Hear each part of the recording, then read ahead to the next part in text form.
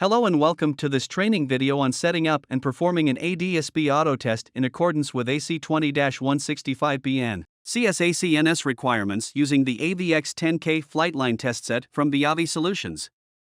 In this video, we will be talking about setup and preferences, determining test type, GPS position, advanced settings, running the test, and saving the test. After turning on your test set, open the transponder ribbon and select the ADS-B Auto application. All tests on the AVX-10K have a set of common preferences that need to be set before testing. Our video Common Test Settings and General Preferences goes into greater detail. Once you have gone through the common setup parameters, enter the barometric altitude reference. First, enable the barometric altitude setting by selecting Yes. Select No if using geometric input versus barometric input. Then, enter the test altitude, typically field elevation for surface testing or as simulated by the pitot-static test set. Caution: ensure that appropriate precautions are taken to avoid transmission of the aircraft's position when testing above field elevation by using antenna couplers and testing indoors. There are two selections for test type. AC20-165 is the ADS-B test requirement defined by the FAA's 14 CFR 91-227. And CS-ACNS is defined by EASA, EU Regulation Number 1207/2011. The regulations are very similar, with the CS-ACNS version requiring a few additional ADS-B out parameters. Choose AC20-165 for the Americas. All other locations use the EASA CS-ACNS test requirements with desired aircraft separation of 3 or 5 nautical miles. The next setting is the GPS position setting. This provides users with two options for setting the GPS test reference location. First, user entry allows users to manually enter the latitude and longitude via the touchscreen.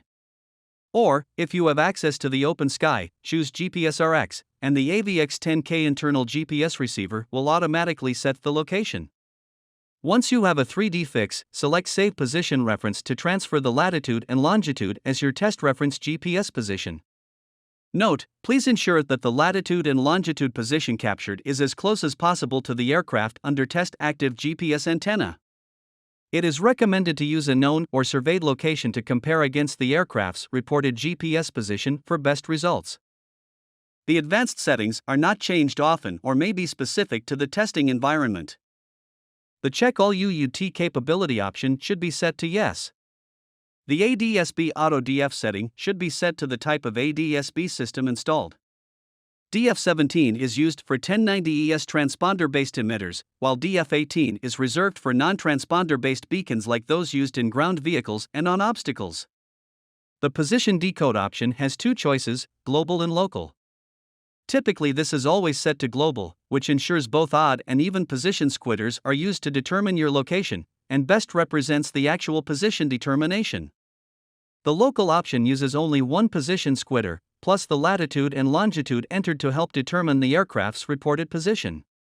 Setting Verify Unit Setup Configuration to Yes tells the AVX-10K to display a pop-up window after hitting the Run Test button and prior to running the test to verify setup parameters. The Recall Data button allows users to recall and populate the data of a previously performed test for review.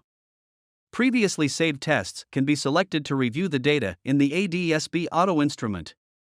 Now that the setup is complete, choose either the airborne or surface test depending on how the aircraft is configured. In this example, the airborne test is performed first, but both tests will need to be run to get a complete test. Press Run to start the test. The data is collected from the aircraft squitters, as shown here. Once all registers are populated, a pass-fail indication will be shown.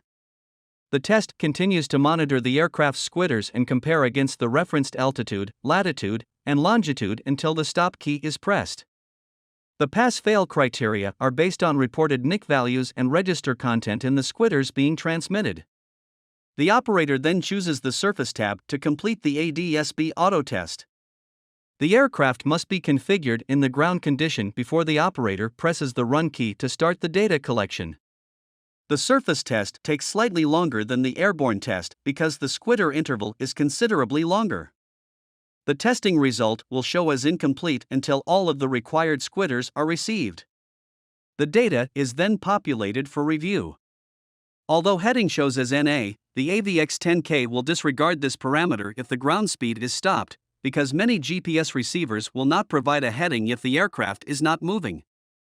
Pressing the Save Data key saves all of the test data for the airborne and surface tests on one report. The data can then be transferred to a memory stick or uploaded to Strata Sync. See our video on using Strata Sync with your AVX-10K video for more information.